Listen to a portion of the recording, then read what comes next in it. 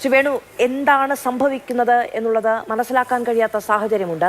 കൂട്ടമായി ഒരു മനുഷ്യനെ തല്ലിക്കൊല്ലുക എന്ന് പറയുന്ന അവസ്ഥയിലേക്ക് ഒരു പൊതുസമൂഹം അപ്പാടെ ഇപ്പോൾ ഡോക്ടർ ഹിതേഷ് ചൂണ്ടിക്കാണിച്ചതുപോലെ അതിൽ ഒരാൾ വേണ്ട എന്ന് പറയുകയായിരുന്നെങ്കിൽ ആ മനുഷ്യനെ തേടി ഇവിടെ എത്തിയ മനുഷ്യരുടെ കണ്ണിൽ കണ്ണുനീരുണ്ടാകില്ലായിരുന്നു. കുടുംബത്തിന് അനാഥമായി പോകേണ്ടി വരുന്ന സാഹചര്യം ഉണ്ടാകുമായിരുന്നില്ല. ഒരു മനുഷ്യന് ഇങ്ങനെ പൂച്ചയ്ക്ക് മുന്നിൽ എല്ലിപ്പെടുന്നത് പോലെ പ്രാണവേദന തിന്ന് മരിക്കേണ്ടി വരുമായിരുന്നില്ല. എന്തുകൊണ്ടാണ് ഒരാൾക്കെങ്കിലും വേണ്ട എന്ന് പറയാൻ തോന്നാത്ത സാഹചര്യം ഉണ്ടായത്? ആദ്യമായി ഈ കേരള സമൂഹം, പ്രത്യേകിച്ച് ഞങ്ങളെപ്പോലുള്ളവരും ഈ സമൂഹം തന്നെ, കേരളം സാക്ഷരതാ കേരളം, സാമൂഹ്യ പരിവർത്തന കേരളം എന്നൊക്കെ അവകാശപ്പെടുന്ന കേരളീയർ, പ്രത്യേകിച്ച് നിരക്ഷരരായ ജനതയാണെന്ന വടക്കേന്ത്യയിലെ പല സംസ്ഥാനങ്ങളും ആദ്യമായിട്ട് ഈ രാംനാരായൺ ബാഗേലിൻ്റെ ആത്മാവിനോടും അദ്ദേഹത്തിൻ്റെ കുടുംബത്തോടും ഛത്തീസ്ഗഡിലെ ജനതയോടും വളരെ വിനയത്തോടുകൂടി ആത്മാർത്ഥയായി തലകുനിച്ച് മാപ്പ് പറയേണ്ടിയിരിക്കുന്നു. ഈ വിപത്ത് സൃഷ്ടിച്ച ഈ ദുരന്തം. അപ്പോൾ അതുകൊണ്ട് പ്രത്യേകിച്ച് വടക്കേന്ത്യയിലാണ് നമ്മൾ പലതും വിലരി ചൂണ്ടുന്നത്. പക്ഷേ കേരളം ഈ രീതിയിൽ വളരെ മൃഗീയം എന്നുള്ള ഭാഷയെ ഉപയോഗിക്കാൻ പാടില്ല. മൃഗങ്ങൾക്കെങ്കിലും ചില മാനദണ്ഡങ്ങളുണ്ട്. വിവേകമുള്ള മനുഷ്യരെന്ന് പറയുന്നവരാണ് ഇത്തരം ക്രൂരമായിട്ടുള്ള നായാട്ട് നടത്തിയിരിക്കുന്നത്.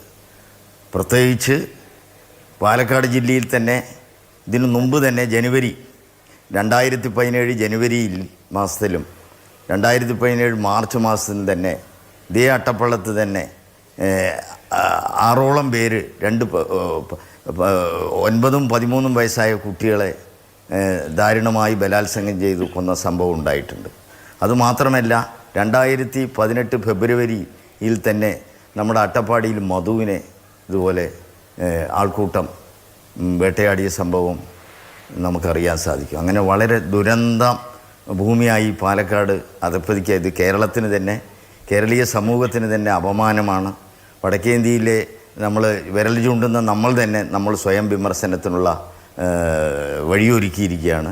എന്തു തന്നെയായാലും രാംനാരായൺ ബാഗേലിൻ്റെ പേരിൽ അവർ ചെയ്തത്, അദ്ദേഹം തൊഴിലന്വേഷിച്ചുകൊണ്ട്, വടക്കേന്ത്യയിലെ ഗ്രാമങ്ങളിൽ വളരെ കൂലി കുറവാണ്, അതുകൊണ്ട് ഇവിടെ വന്ന് ജീവിക്കാൻ ജീവനോപാധി തേടി വന്നിട്ടുള്ളൊരു വ്യക്തിയാണ്. അദ്ദേഹം വഴിതെറ്റി അവിടെ പോയപ്പോഴാണ് അദ്ദേഹത്തിന് ഹിന്ദിയും ശരിയായ രീതി അറിയില്ല എന്നാണ് നമ്മുടെ അന്വേഷണത്തിൽ. ഒറിയൻ ഭാഷയാണ്. അപ്പോൾ മദ്യപിച്ചുകൊണ്ടും വളരെ സാമൂഹ്യ വിരുദ്ധരാണ് നമ്മൾ വിലയിരുത്തി അറിയാൻ ചെയ്യും. ഇവരെ അറസ്റ്റ് ചെയ്തവർ ഓരോ ജാതകം നോക്കിയാൽ അങ്ങനെ മൃഗീയമായിട്ടാണ് സുരേഷ് അദ്ദേഹം പോലീസ് സർജൻ അടയാളപ്പെടുത്തിയ പോലെ വളരെ കല്ലുകൊണ്ടും വടികൊണ്ടും കൈകൊണ്ടും കാലുകൊണ്ടും വിറവുകൊള്ളി കൊണ്ടും അങ്ങനെ വളരെ വളരെ ക്രൂരമായി ഇഞ്ചിഞ്ചായി അദ്ദേഹത്തിൻ്റെ ശരീരത്തെ നമ്മൾക്ക് ആ വേദന അനുഭവിക്കുമ്പോഴേ അറിയുള്ളൂ. ആ രീതിയിൽ ചെയ്തിട്ടുള്ള വലിയൊരു നായാട്ടാണത് നടത്തിയിട്ടുള്ള ക്രൂരമായി. ഇതൊരിക്കലും മാപ്പ് കൊടുക്കാൻ മാപ്പിന് അർഹരേ അല്ല അവർ ശിക്ഷിക്കപ്പെടേണ്ടല്ല. അതുകൊണ്ട് പ്രത്യേകിച്ച് ഞങ്ങളെപ്പോലുള്ള ആളുകൾ നാളെ രാവിലെയാണ് ഈ മൃതശരീരം 6 മണിക്ക് നെടുമ്പാശ്ശേരിയിൽ നിന്ന് കൊണ്ടുപോകുന്നത്. ഇന്നലെ വരെ ഞങ്ങൾ ഇന്നലെ രാവിലെ പോയി, ഇന്നലെ രാത്രി 12 മണിയായിട്ടും അധികൃതരുടെ മുമ്പിൽ ചർച്ചയിൽ ഒരു തീരുമാനമായില്ല. രാവിലെയാണ് തീരുമാനമായിട്ടുള്ളത്. അതിൽ നമ്മൾ പ്രത്യേകിച്ച് ഇതിലിടപെട്ട ആക്ഷൻ കമ്മിറ്റിയോട് ബന്ധപ്പെട്ടുകൊണ്ട് ഞങ്ങൾ സർക്കാരിന് മുമ്പിൽ വെച്ചിട്ടുള്ള ചില മാനദണ്ഡങ്ങൾ വളരെ വ്യക്തമായി സർക്കാർ തീരുമാനമെടുക്കണം. അതിൻ്റെ അടിസ്ഥാനത്തിൽ പെട്ടെന്ന് ജില്ലാശുപത്രിയിൽ കൊണ്ടുവരുമ്പോൾ മരിച്ചു. ആ മരിച്ചതിൻ്റെ പേരിൽ അവർ മരണം കൊലപാതകം എന്ന് രേഖപ്പെടുത്തിയിട്ടുണ്ടെങ്കിലും അത് 103(1) എന്നാണ് അടയാളപ്പെടുത്തിയിരിക്കുന്നത്. പക്ഷേ അത് നമ്മൾ വ്യക്തമായിട്ട് സർക്കാരിനോട് പറഞ്ഞിട്ടുണ്ട്.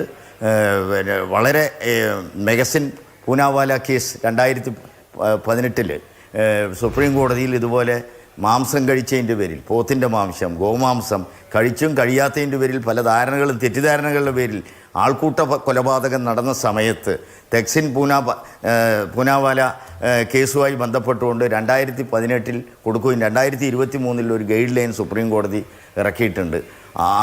ആ ഗൈഡ് ലൈൻ പ്രകാരം പിന്നെ വളരെ വളരെ ശക്തമായ നടപടികൾ സർക്കാരിൻ്റെ ഭാഗത്ത് ഉണ്ടാകണം, അതിൻ്റെ മാനദണ്ഡങ്ങൾ പാലിച്ച് നടപടി ഉണ്ടാക്കണം എന്ന് പറഞ്ഞു. അത് കേരളത്തിൽ ഇത് ഇംപ്ലിമെൻ്റ് ചെയ്തിട്ടില്ല.